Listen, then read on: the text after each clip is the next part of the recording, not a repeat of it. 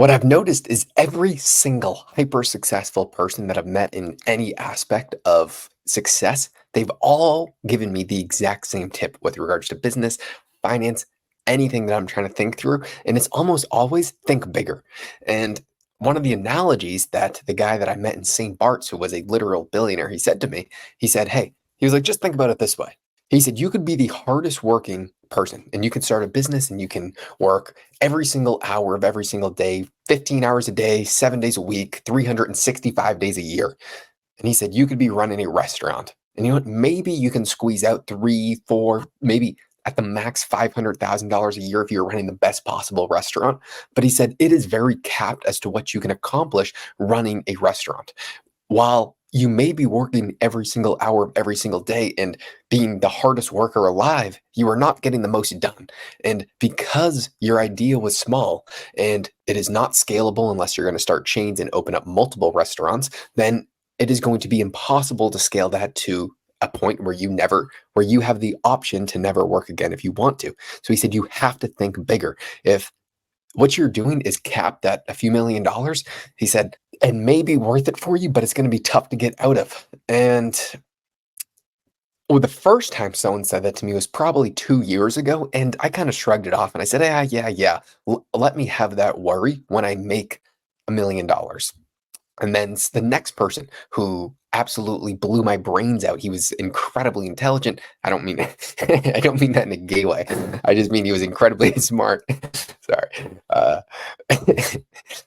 He said the exact same thing when I was going over my business that I was trying to cultivate at the time. He said, "Dude, you have to think bigger. There is a lot of opportunity in the space you're in, but I think you're focused too much on some sort of micro niche portion." Then again and again, the richest, most successful people that I've met, they always say you have to think bigger. And now what's funny and ironic, one of the people, Ken McElroy, who has a few $1 billion of real estate, he said, "You have to think bigger in what you're doing." And I find that ironic and funny because that's what I'm doing when I'm taking over his like social media business that he has right now. I'm thinking much bigger than what they were currently doing. They were doing something super niche down when he had the opportunity to be incredibly broad because he's running a multi-billion-dollar business and that appeals to the masses, but he can still talk and communicate in the same way that he was trying to get his same ideal audience and funnel to a lot more people just because he can get more eyeballs if you think bigger with the ideas as to what they are doing. So I think it's funny that these people who tell me to think much bigger, they still have blind spots in some aspects of their business or their life. And that gets me to the point where everybody has blind spots. Even these people who are running these massive, massive businesses, they have some aspect where they are just wildly wrong. And you shouldn't take 100% advice from anybody. Uh, I'm taking their advice, but I'm using it for their business. So I just think it's funny in that aspect. But I do think it's right. You do have to think bigger. Because when you put it into perspective, you could start some sort of small business and you can work harder than any person ever, and you can still have minuscule results if the scalability of what you're doing is very low.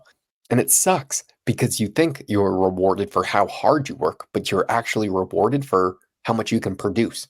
And if you're just producing one restaurant worth of food, it is going to be very little. How can you turn that into a unique experience where you can make FU money? One of my buddies who owns a restaurant, he's in that same mastermind group that I get to go to. I was like, "Dude, you're running a restaurant and you're working all the time. I don't understand how you're here." He said, "Josh, yeah, you run the restaurant, but guess what? I also supply all the food for the local schools near me." And I said, "Holy smokes, what are the margins like on that?" And he said it's about $50,000 per day per school. And I was like, "Wow, well, I guess that makes a whole lot of sense then." So there are ways where you can take a small business and turn it into FU money, but you have to think outside the box. And usually that takes mental capacity that you can't be doing when you're working all the time. I have noticed that my best ideas come not when I'm actually doing the work. It's when I'm in the car, when I'm thinking, when I'm just on a walk or something, when I'm letting my mind rest at nighttime, when I'm staring up at the ceiling and I'm like, "Oh my God, I let my thoughts run wild." That's when I come up with these great ideas to expand my business. It's not when I'm actually doing the physical work.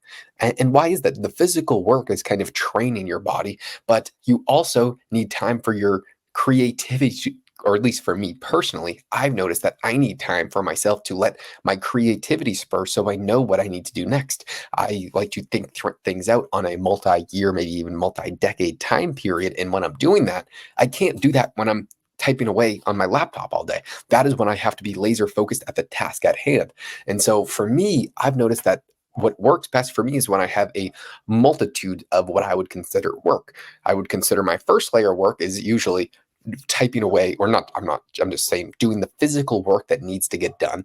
And then I have the work of trying to think through how I can scale this to where I don't have to be the one doing this, who I would have to hire, what steps I would need to take to kind of um, automate this for someone else to have the same or better quality. That's the only way I would automate something, is if I can have something that I'm physically doing that I can have someone do better than me if they're spending all their time on it. And you always can have that if you find the right person. In the past, I've made so many mistakes trying to just hire people to hire people, whereas you have to hire incredibly high talent. I'd rather actually pay more for that now. And I think I have just found someone that I'm going to take on right now that is going to take care of the email sequencing and Twitter threads, blog posts, all those things that I've been talking about for a while, where I'm taking the long form videos. And right now I'm doing it all myself. I'm turning it into the long form tweets, the LinkedIn posts, the Facebook posts, the meta threads, the blog, the email blasts, etc.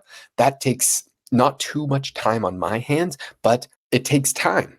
And I would rather use that time to try and forward something that directly impacts the bottom line a lot more. So if I can save 2 hours a day by having someone else spend maybe 6 hours a day doing this, the quality and the quantity should be able to increase for all of this. That means the results should be a whole lot better.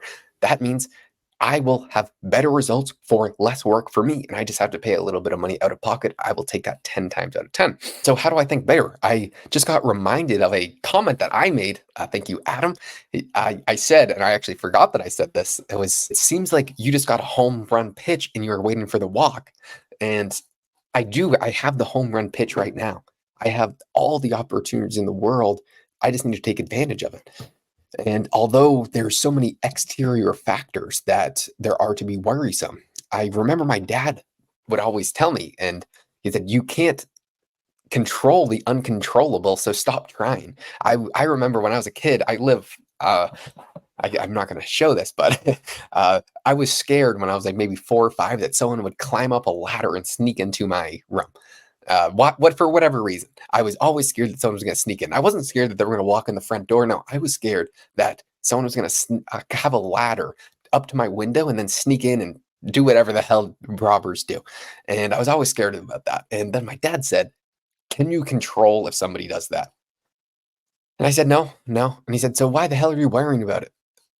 You can prepare. You can certainly be ready if somebody does, but if you can't control what somebody else's actions are going to be, don't spend any mental thought thinking about it. You can prepare in case something like that were to happen, so you are ready and you are prepared, but you can't let that take up your mental bandwidth.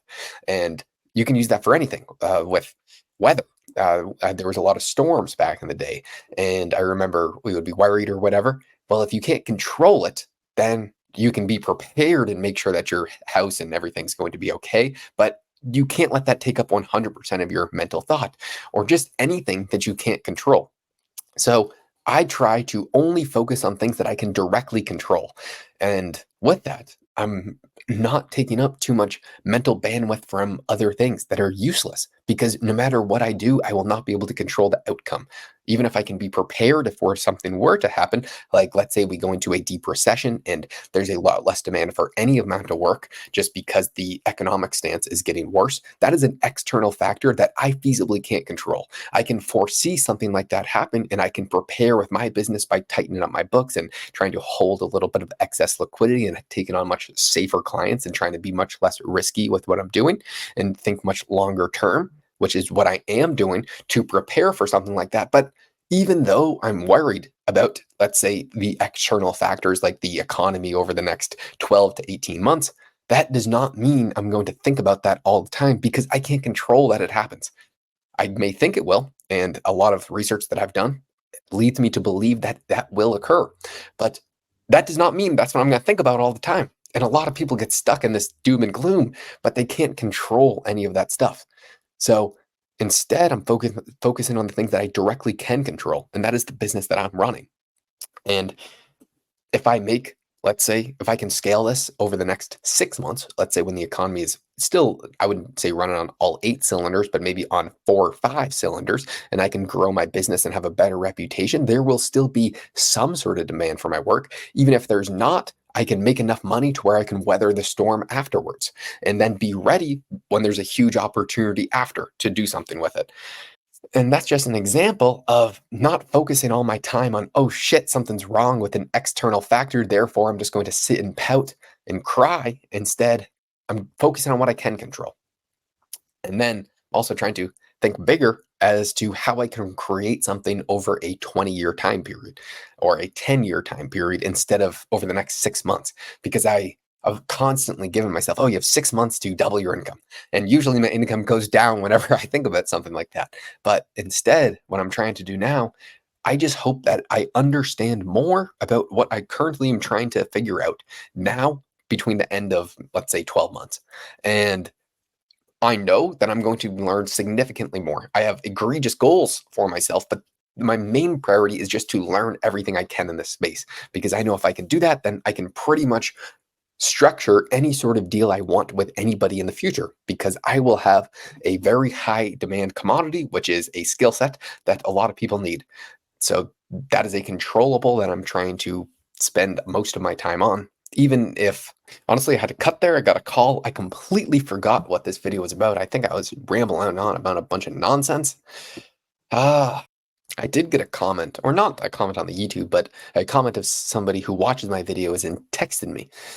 And again, I see a lot of people putting themselves down, saying, dude, it sucks because I don't work hard and I see that I need to. What should I do? And I don't know how the hell to respond to that. You don't work hard and you see that you need to. Well, if you see that you need to work hard, why don't you just do that? And he said, I don't know how to start. And I was just thinking about, well, let's start with what you know you shouldn't be doing. You know that you probably shouldn't be after coming home from work, drinking a few beers, maybe on the weekends, getting pretty fucked up, eating pizza, a bunch of shit food, watching Netflix, and masturbating all day or multiple times a day. Instead, maybe fill those bad habits that you know you were doing because it's very easy to know what you are doing that you shouldn't be. And if you can cut out those bad habits, guess what? If you can cut out the bad things and there's pretty much only good things you can replace it with, then you are going to at least be further along the process in 6 months than you were today. And then I said, what shouldn't you be doing? He listed a few things. And I said, if you can cut those out, how much extra time on your hands would you have? And everybody's spending however long on their phone. I'm spending still like probably fucking 3, 4, maybe even 5 hours a day on this stupid device that is we are wildly addicted to. If you cut that out, how much extra time do you have to learn a skill? And then he said, what skill do I learn? Well, maybe read or listen to some sort of audiobook and podcast on a few different businesses that you think are interesting. Maybe you find dropshipping interesting. Just pick a few different things that you actually have interest in. Some people love cars. I don't know what the hell you like. Okay. I just asked him what he liked. He liked fitness. So I said, see what every single person in the fitness business industry and online media presence is doing and try and reverse engineer what they're doing. And if you can understand what they're doing to a very high degree, then there is probably a decent chance that you can replicate it and make it your own. And then you have your own unique style of something that is already proven to work. And if you can do that, then guess what? You will probably be in a better space if you spend all your time learning that and trying to figure that out instead of and replacing that with the bad habit that you're already doing. In 6 to 12 months, you will be on a much better path, and you might not get great results, but you at least will know something that you otherwise would not have.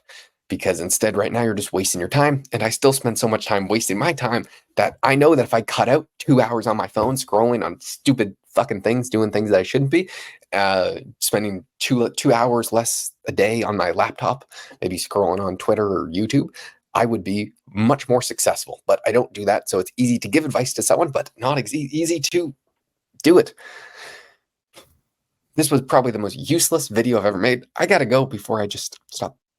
I don't know. This